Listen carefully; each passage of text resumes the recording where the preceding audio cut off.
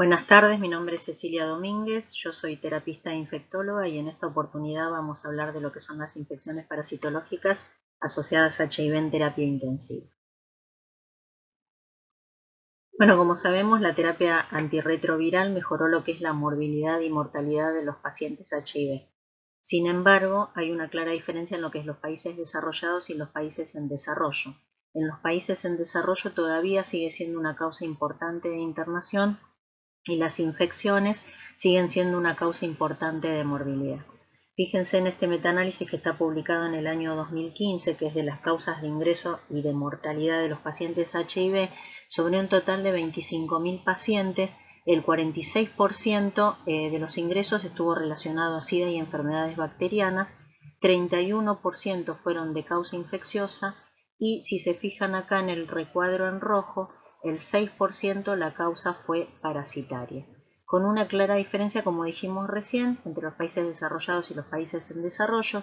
Fíjense que las infecciones parasitarias representaron el 15%, ¿sí? El triple aproximadamente en África, y en los países europeos menos del 1%.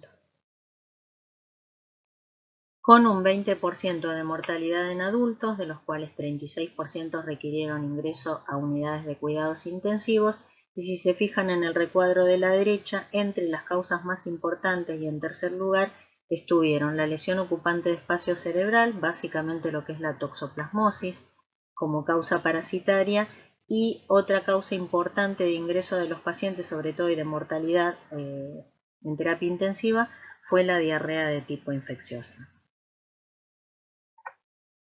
Así que básicamente lo que son las infecciones parasitológicas asociadas al HIV, el tema es muy amplio, lo vamos a dividir en las que provocan las principales causas de ingreso en terapia intensiva con una gran mortalidad, en estos dos grupos que son básicamente las que afectan el sistema nervioso central, dentro de ellas lo que produce lesión ocupante de espacio cerebral, sobre todo la toxoplasmosis a la cabeza, ¿sí? Y el Chagas como diagnóstico diferencial porque provocan deterioro del sensorio, convulsión, coma, síndrome de hipertensión endocraniana. Y la otra, la que producen diarrea, ¿sí? Dentro de lo que son las infecciones parasitarias que se presentan con diarrea en los pacientes HIV positivos que requieren terapia intensiva, uno de los más importantes son los protozoarios intestinales, que se comportan como infecciones oportunistas, y dentro de lo que son los helmintos, uno de los más importantes es el Strongyloides stercorarius. Sí, ¿por qué es importante y por qué requieren ingreso en terapia intensiva? Básicamente porque provocan diarreas crónicas que en algún punto, si uno no realiza tratamiento ni para el HIV ni para lo que es la enfermedad parasitaria, provocan insuficiencia renal, trastornos hidroelectrolíticos, deshidratación, desnutrición, síndrome de mala absorción y en algunos casos shock y por supuesto muerte. La prevalencia de diarrea en los pacientes HIV en estadio SIDA es alta, ¿sí? Y llega al 90% en lo que es en los países en desarrollo y entre un 30 a un 60% de los países desarrollados. Y a su vez los pacientes que tienen antecedente de diarrea tienen 5 veces más probabilidad de desarrollar infección parasitaria. La infección parasitaria en los países en desarrollo es la principal causa de diarrea en estos lugares justamente y está relacionado con la contaminación del agua, los alimentos y la eliminación inadecuada de lo que son las excretas, ¿sí? Aumenta en lo que es la gravedad, la frecuencia y la magnitud a medida que disminuye los sistemas de defensa inmunológicos con progresión de la enfermedad. Esto es básicamente con el recuento de CD4. Y se dividen en dos grupos muy importantes. Los principales son los protozoarios intestinales, que son patógenos oportunistas, que los podemos ver con menos de 100 CD4, pero que se vuelven sintomáticos con menos de 50 células. Y que tienen que ver, además de la infección por los protozoarios, con el deterioro inmunológico de la mucosa intestinal por el propio virus del HIV. Y el otro que produce diarrea en los pacientes HIV, con más frecuencia en los pacientes HIV positivos, también con recuento de CD4 bajo, dentro de los helmintos es el Strongyloides stercorarius. Y fíjense en este cuadro cómo a medida que avanza lo que es la enfermedad sin tratamiento antirretroviral, y cae el recuento de CD4, empiezan a aparecer lo que son las infecciones oportunistas, dentro de lo que son las parasitosis, la cicloporia y estrongiloides con recuento de CD4 menor de 200, y a medida que avanza y progresa y los CD4 caen por debajo de 50, los protozoarios Microsporidium, Cryptosporidium y fíjense en este estudio que está hecho sobre un total de 600 pacientes, de lo cual la mitad eran HIV positivo, y se estudiaron las causas de diarrea y el recuento de CD4. La principal causa de diarrea fueron los protozoarios intestinales, y con respecto a lo que es la relación con el recuento de CD4, fíjense que a medida que progresa la enfermedad y los CD4 disminuyen, aparece mucho más frecuentemente la diarrea como síntoma.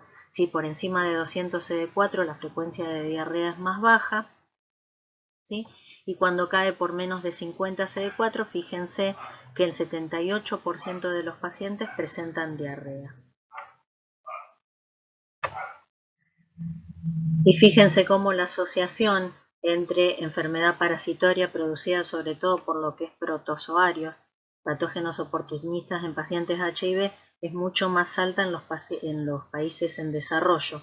En África, en algunos lugares llega a más del 50%, y como en los países desarrollados es menor, como por ejemplo en Francia, que llega al 17%. Básicamente lo que son los protozoarios intestinales, que dijimos que son patógenos oportunistas, los más importantes y los más frecuentes, sobre todo el Cryptosporidium, seguido de Microsporidios e Isospora. Son formadores de esporas intestinales, causan infecciones a nivel intracelular, se desarrollan básicamente en lo que es el enterocito y se excretan a través de lo que son las heces. Se transmite por vía fecal oral a través de la ingestión de agua, alimentos contaminados, o por contacto directo con animales o humanos infectados. Provoca también lo que es diarrea del viajero, brotes institucionales, gastroenteritis infantil esporádica, pero lo más importante es que en el huésped inmunocompetente en general puede producir diarrea aguda autolimitada, y en el caso de los pacientes inmunodeprimidos, siempre relacionado al grado de inmunodepresión, diarrea crónica incapacitante e incluso cuadros graves. Este es un metaanálisis que se realizó sobre 131 pacientes HIV positivo para determinar lo que es la prevalencia de protozoarios oportunistas en este tipo de pacientes a nivel mundial. Fíjense que un tercio de los casos de diarrea fueron producidos por este tipo de gérmenes, y que en primer lugar fue el Cryptosporidium, que fue de 14%, seguido por Microsporidium, y en tercer lugar la Isospora. Dentro de lo que son los factores de riesgo para este tipo de infecciones, los principales fueron el recuento de CD4 por debajo de 100 células, la ingestión de agua y alimentos contaminados, la exposición a humanos o animales infectados, y el otro factor de riesgo fue la actividad homosexual insegura. Dije 131 pacientes, son 131 estudios este metaanálisis. Acá vemos lo que es un mapa de la distribución mundial de la frecuencia de lo que es Cryptosporidium, que es el más importante, ¿sí? Con alta prevalencia en lo que son algunos países de de África, y menor en lo que es Europa. Le sigue en orden de frecuencia el Microsporidium, ¿sí? Otra vez con menor frecuencia en lo que son los países europeos. Y el tercero en frecuencia es la Isospora, con mucha menos frecuencia con respecto a los dos anteriores.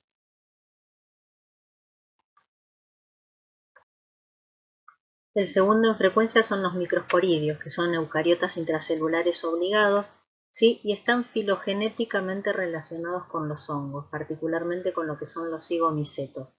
Tiene 14 especies, la que producen patógenos en los humanos principalmente son estos dos que vemos acá, ¿sí? Bieneusis y intestinales, y tiene como característica que produce en general infección extraintestinal, sobre todo lo que es hepatitis, peritonitis, miositis, uretritis, sinusitis, queratoconjuntivitis. La queratitis es frecuente en lo que es los microsporidios, y celulitis. Hay algunos países que tienen una prevalencia más alta, fíjense que Tailandia llega hasta el 81%.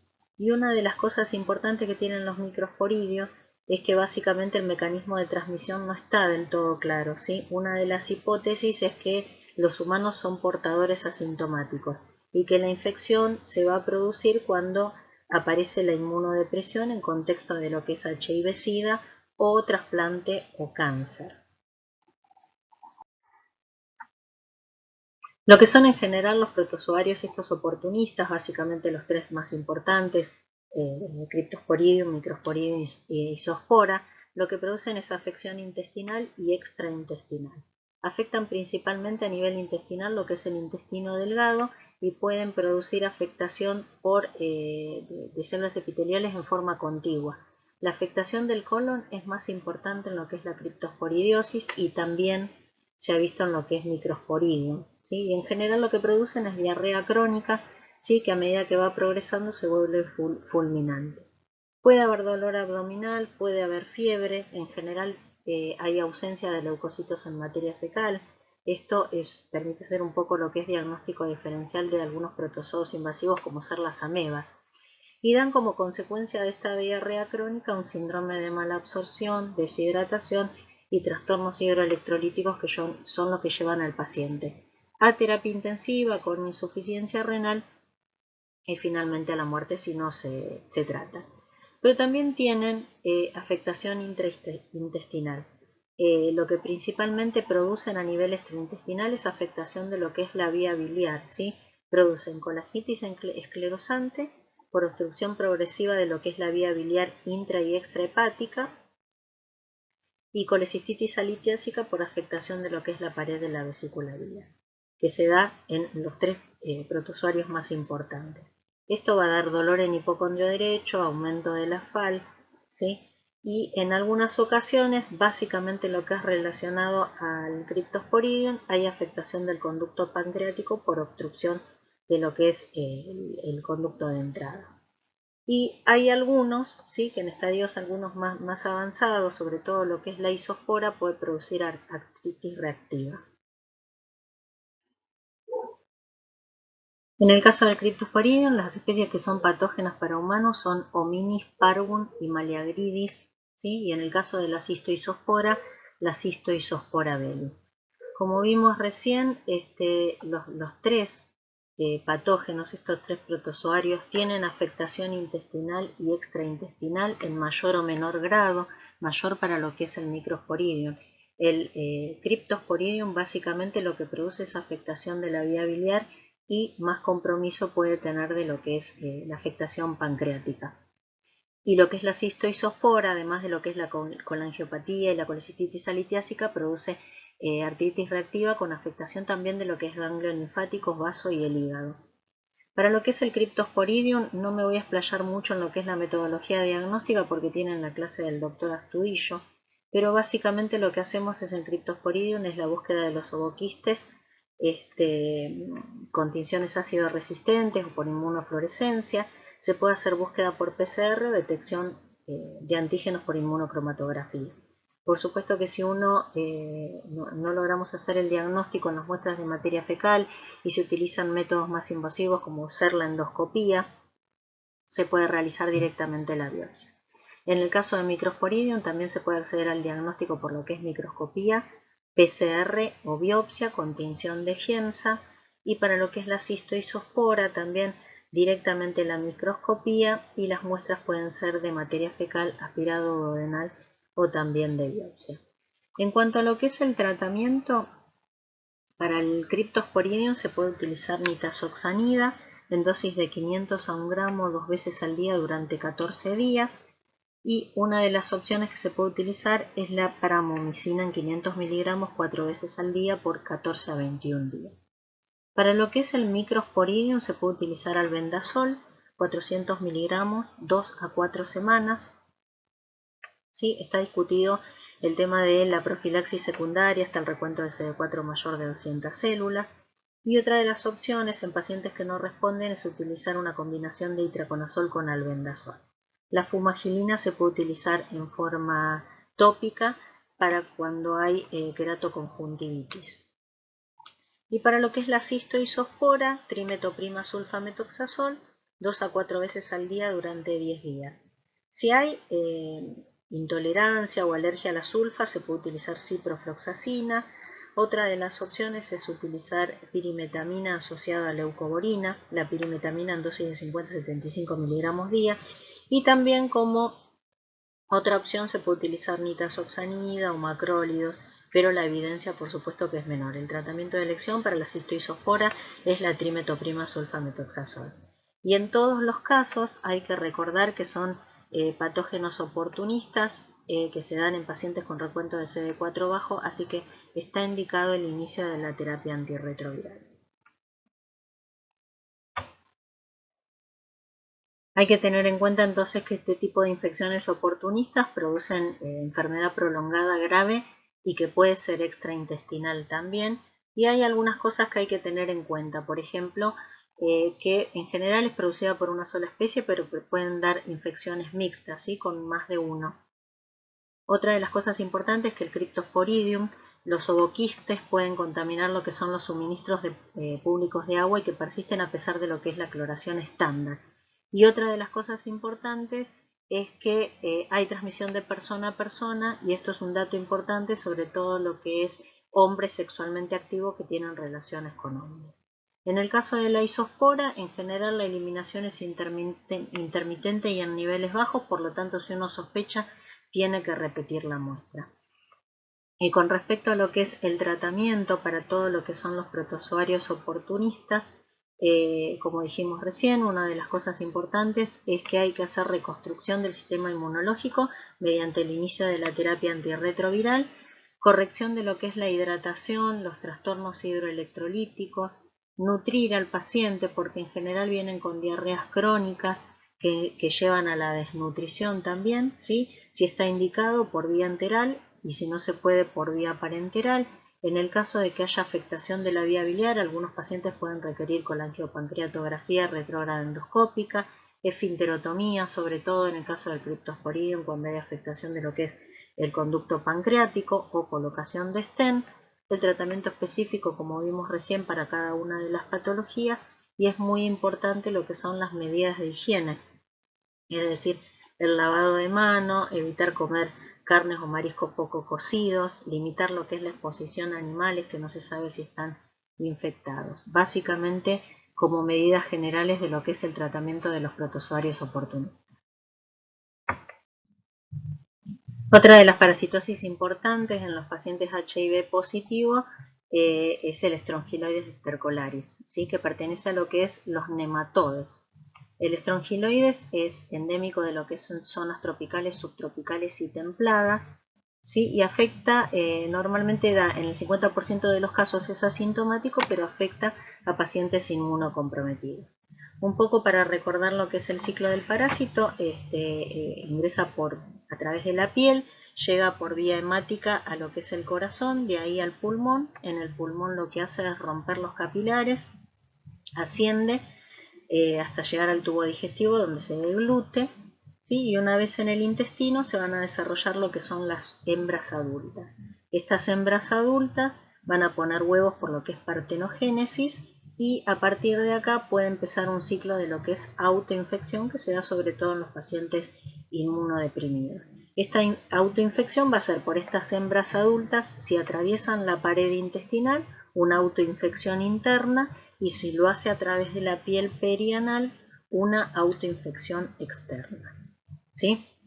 Recuerden que el 50% de los casos son asintomáticos, pero hay un 2.5% de los casos donde hacen hiperinfección, que es cuando vemos alteración de la inmunidad celular, ¿sí? El cuadro de hiperinfección se produce cuando es el mismo ciclo que describimos recién con alta carga de parásitos, ¿sí? Y otra de las probabilidades que puede hacer este parásito es, en los pacientes inmunodeprimidos, enfermedad diseminada, ¿sí? Lo que hace es diseminarse a órganos o tejidos que no están en el ciclo de autoinfección. Una de las características que tiene es que cuando migra arrastra enterobacterias en su superficie, por eso es que cuando uno tiene una estrongiloideasis diseminada, a veces va acompañado de lo que es bacteriemia o meningitis por bacilos gram negativos y sepsis, ¿sí? Entre los factores de riesgo para lo que es la hiperinfección está el paciente HIV inmunodeprimido con menos de 200 CD4, ¿sí? Más importante es la infección con HTLV de tipo 1 o el alcoholismo, corticoides o enfermedades hematológicas. Pero básicamente lo que es el paciente HIV con menos de 200 CD4 puede ser hiperinfección o enfermedad diseminada. Fíjense en este estudio este metaanálisis, donde se evaluaron lo que son los factores de riesgo en los pacientes HIV positivos para desarrollar infecciones por estrongeloides estercolaris. Lo que se encontró es que el recuento de CD4 bajo se relaciona más con la probabilidad de infección y de hiperinfección, lo que remarca sobre todo lo que es la importancia del sistema inmunológico para eliminar el parásito y evitar lo que son autoinfecciones prolongadas, hiperinfecciones y enfermedad diseminada. Con respecto a lo que es el diagnóstico, bueno, podemos observar eosinofilia, que esto se da en 2/3 de los casos, pero hay que tener en cuenta que puede estar ausente si hay síndrome de hiperinfección y que la presencia de la eosinofilia puede predecir mejor pronóstico.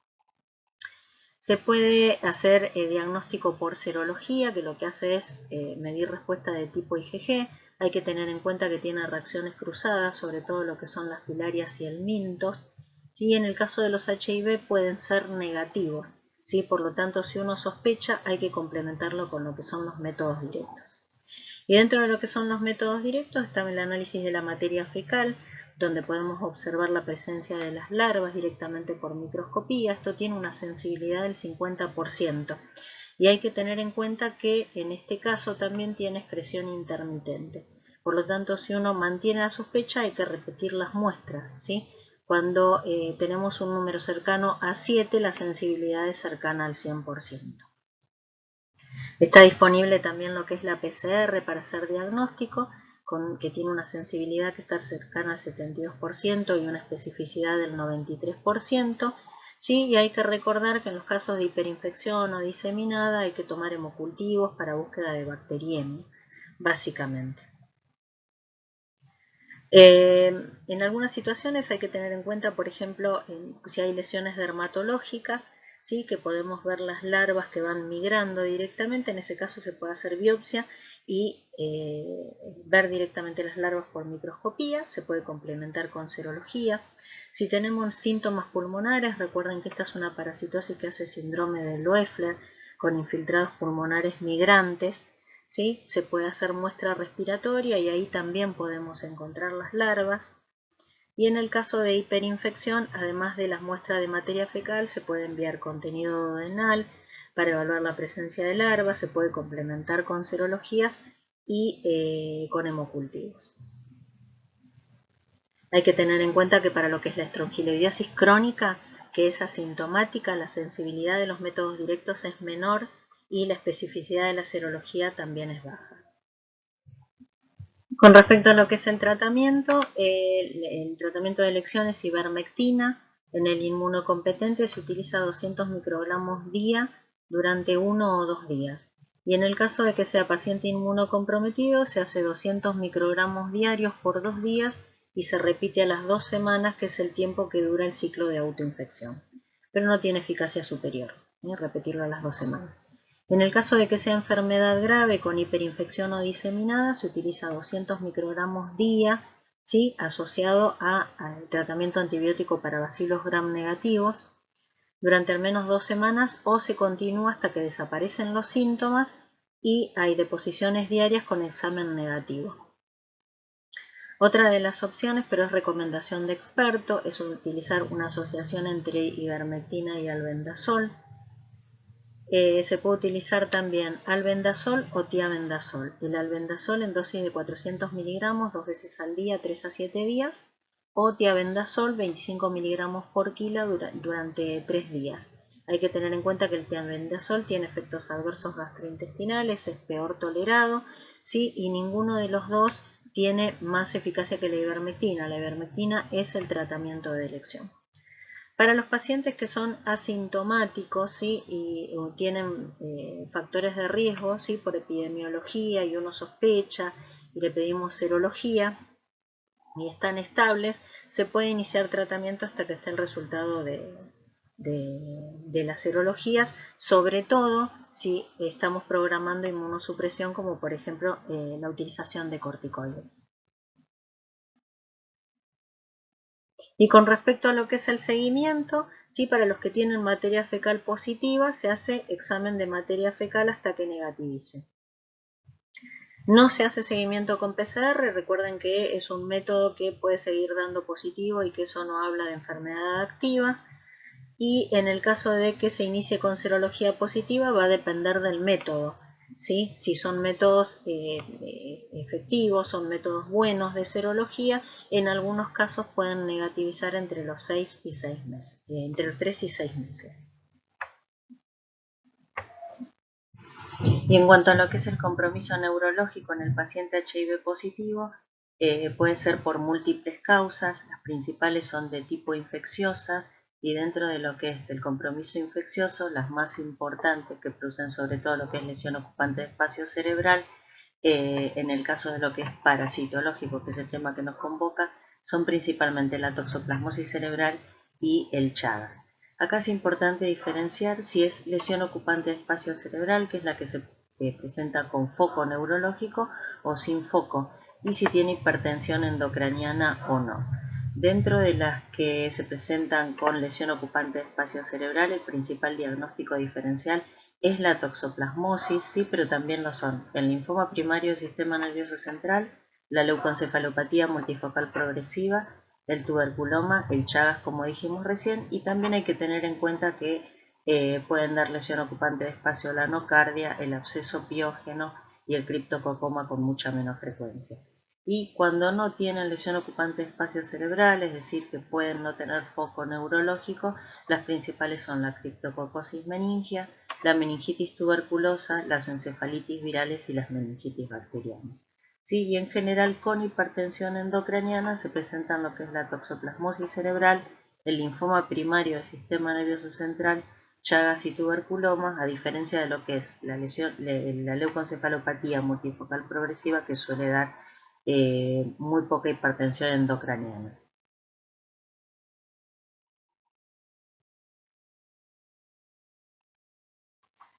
Así que cuando uno hace diagnóstico diferencial en lo que es la lesión ocupante espacio cerebral, por las causas más frecuentes que son estas 4, la toxoplasmosis principalmente, pero son también el linfoma primario del sistema nervioso central, la leucoencefalopatía multifocal progresiva y el Chagas, lo que hay que tener en cuenta es básicamente el tipo de lesión, el número de lesión, la localización, si refuerzan con contraste y si hay posibilidad de hacer resonancia con espectroscopía, nos puede ayudar en lo que es justamente el diagnóstico diferencial, al igual de lo que es el recuento de CD4.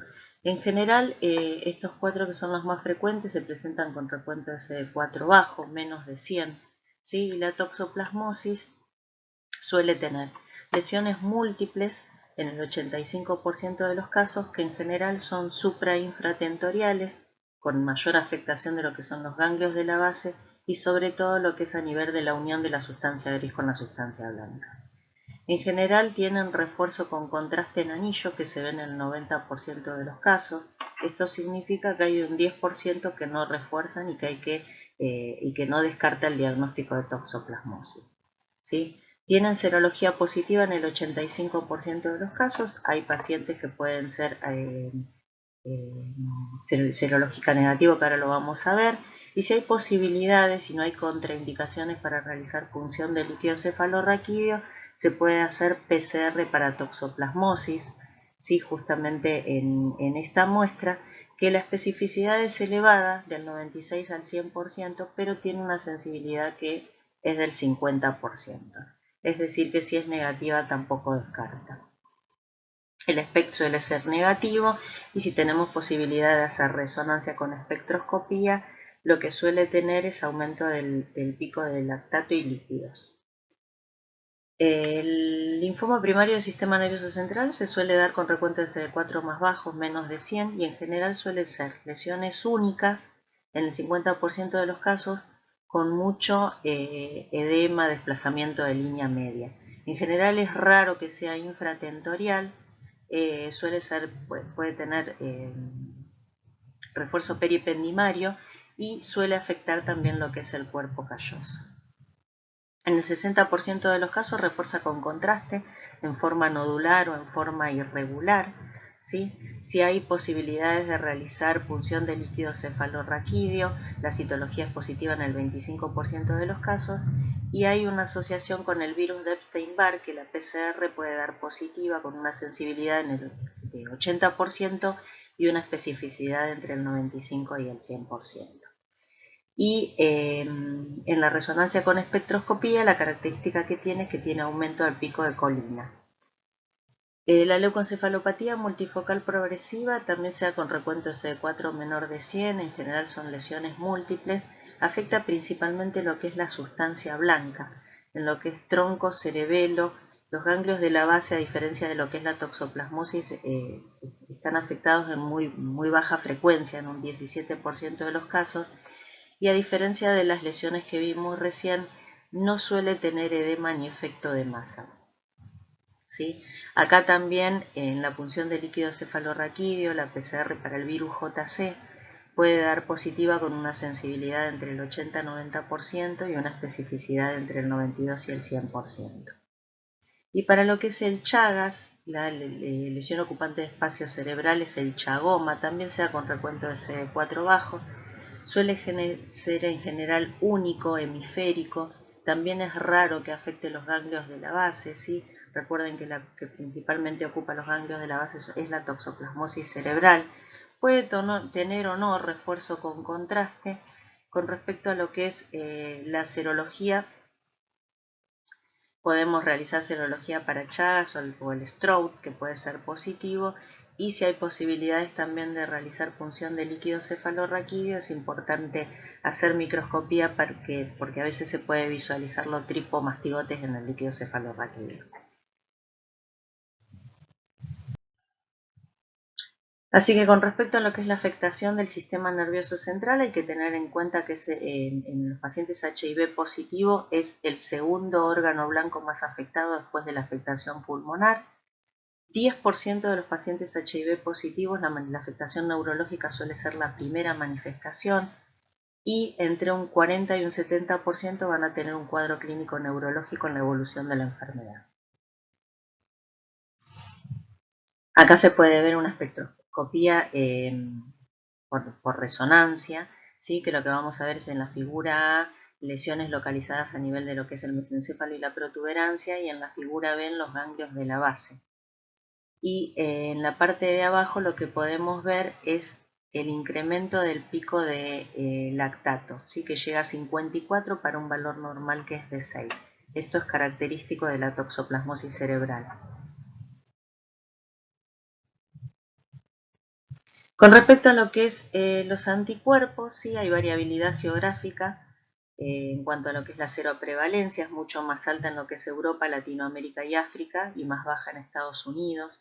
El paciente puede ser seronegativo y esto, que sea seronegativo, puede ser por 3 escenarios posibles. Primero, que sea una infección primaria, ¿sí? Que es más raro en general lo que es la afectación de toxoplasmosis cerebral en el paciente HIV suele ser por reactivación. Sí, esta es la segunda opción, reactivación de una enfermedad latente en individuos que no pueden producir anticuerpos detectables. Esto se puede ver en los pacientes HIV, por eso es que la serología negativa no descarta o que las pruebas sean insensibles. La toxoplasmosis cerebral se da con recuento de CD4 menor de 200, pero el mayor riesgo es con CD4 menor de 50. Y la infección primaria está relacionada directamente con ingerir carne poco cocida, que está infectada con quistes tisulares, o quistes eliminados por las heces del gato. En Estados Unidos también está descrito con la ingesta de mariscos crudos, ostras, almejas y recientemente lo que es el mejillón. Así que lo que hay que tener en cuenta es que la ausencia de anticuerpos IgG no descarta el compromiso de toxoplasmosis en el paciente HIV positivo a nivel del sistema nervioso central, que en general las imágenes que se utilizan son la tomografía y la resonancia, que producen lesiones múltiples supra e infratentoriales con refuerzo en anillo es lo más frecuente, pero también puede dar sin refuerzo o refuerzo en forma homogénea, que es menos frecuente, ¿sí? Que se puede utilizar lo que es la PCR en el líquido cefalorraquídeo, que tiene una elevada especificidad, pero una sensibilidad que llega al 50%, y que la biopsia cerebral hay que considerarla con pacientes que no responden al tratamiento o que empeoran en el transcurso del tratamiento durante las primeras 2 semanas. El tratamiento se realiza con pirimetamina en dosis de carga 200 miligramos única vez, seguido de 75 miligramos día o 50 miligramos día, de acuerdo a lo que es el peso, más de 60 kilos o menos de 60, asociado a sulfadiacina 1000 miligramos cada 6 horas. Se puede utilizar también trimetoprima sulfametoxazol, que está descrito que tiene menor actividad in vitro, ¿sí? Y para lo que son los pacientes graves se prefiere trimetoprima sulfametoxazol, básicamente porque se puede utilizar por vía parenteral. La otra opción es utilizar pirimetamina por vía enteral asociado a clindamicina por vía parenteral, que es uno de los regímenes alternativos. También se puede utilizar como régimen alternativo a tobacuona o a citromicina. En cuanto a lo que es el tratamiento antirretroviral, no hay datos sobre cuándo comenzar el tratamiento, básicamente. Lo que se prefiere es iniciarlo dentro de las primeras 2 o 3 semanas posterior al diagnóstico de toxoplasmosis, porque el síndrome de reconstitución inmune es raro en general en contexto de lo que es una toxoplasmosis cerebral. En general suelen tener respuesta clínica positiva en el 90% de los casos a los 14 días del tratamiento adecuado. Se realiza terapia de mantenimiento, que es la profilaxis secundaria, hasta que se produce la reconstitución inmune, es decir, 2 recuentos de CD4 por encima de 200 células por más de 6 meses. Y hay que tener en cuenta lo que es el fracaso del tratamiento cuando hay deterioro clínico o tomográfico dentro de lo que son las primeras 2 semanas, dentro de los 10 a 14 días, o empeoramiento. Acá es donde está indicado realizar la biopsia. La prevención se realiza con CD4 menos de 100, con trimetoprima sulfametoxazol, que sirve también para la neumocistosis o atovacuona, y si reciben dapsona como profilaxis de lo que es la neumocistosis, en este caso hay que agregar pirimetamina y leucovorina. Y la otra medida es aconsejar para lo que son seronegativos no comer carne cruda o poco cocida, sobre todo lo que es mariscos, ostras, almejas, mejillones, lavarse las manos después del contacto con carne cruda o de trabajar en el jardín o contactos con suelos, lavar bien lo que son las frutas y las verduras antes de comerlas, y si son seros negativos y tienen gatos, en general lo que se hace es descartar las excretas de los gatos utilizando guantes y lavarse bien las manos después.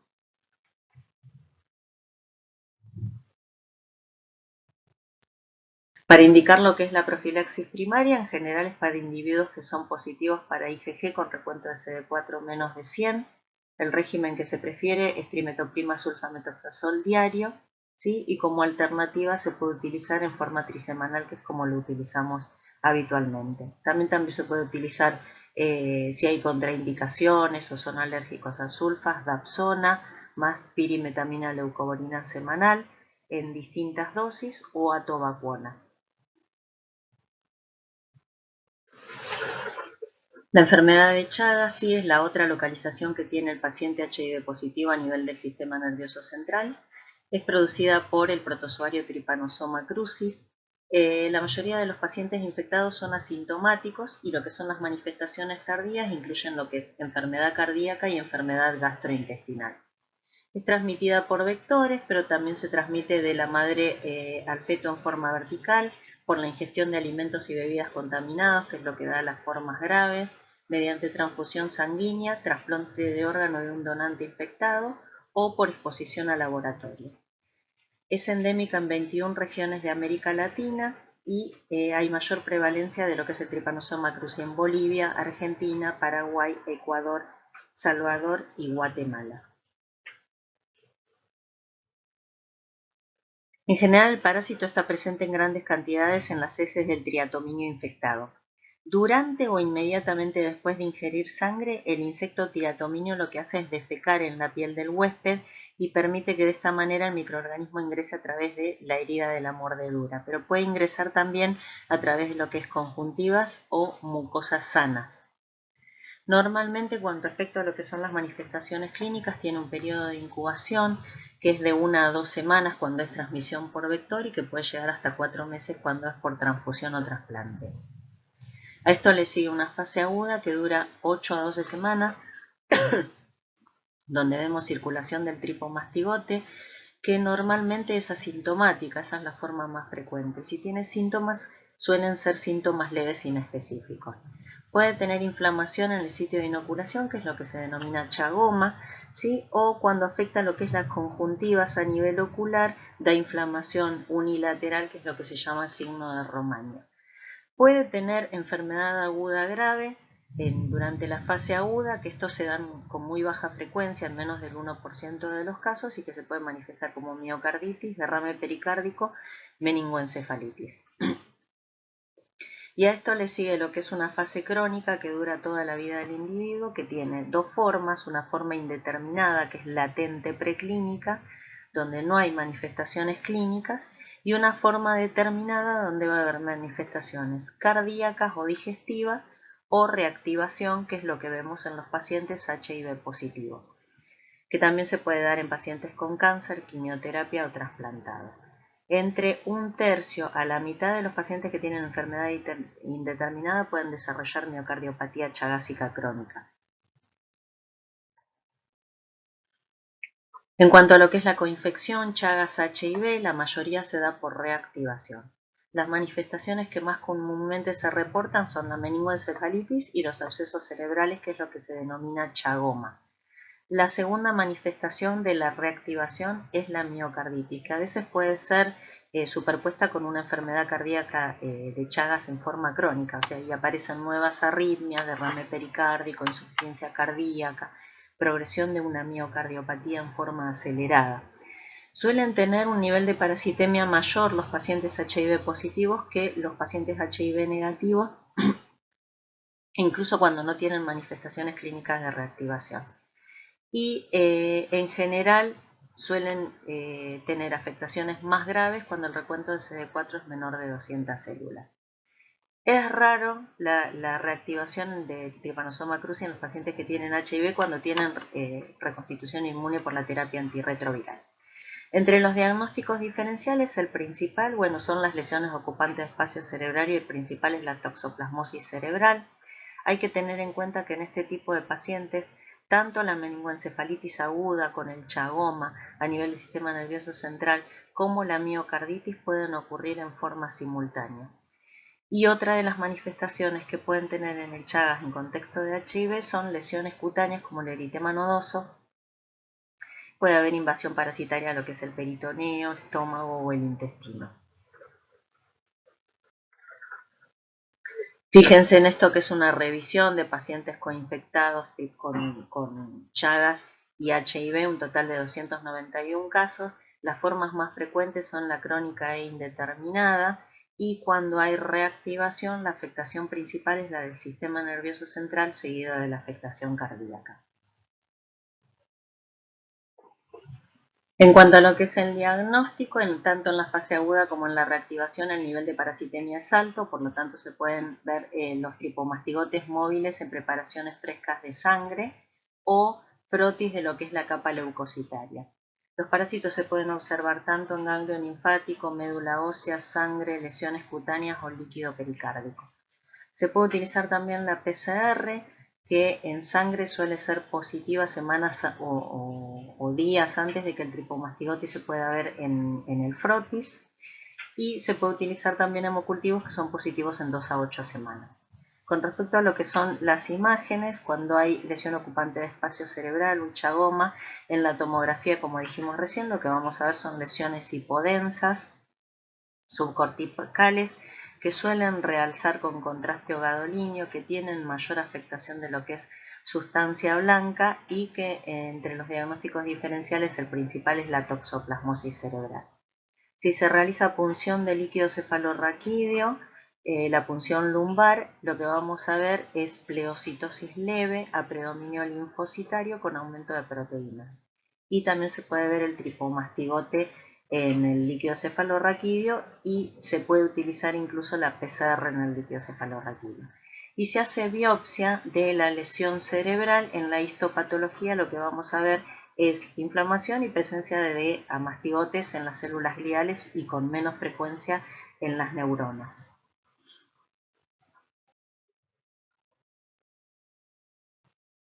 Con respecto a lo que es la prevención, se debe hacer dosaje de anticuerpos para todos los pacientes que tienen HIV para detectar lo que es una infección latente.